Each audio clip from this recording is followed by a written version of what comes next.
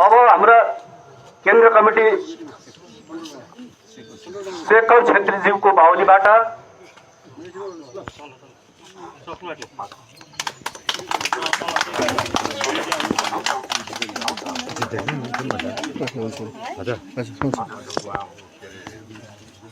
अब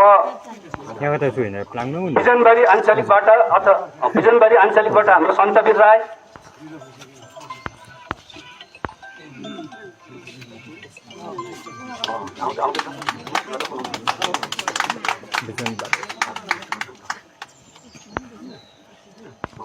एचपीयू का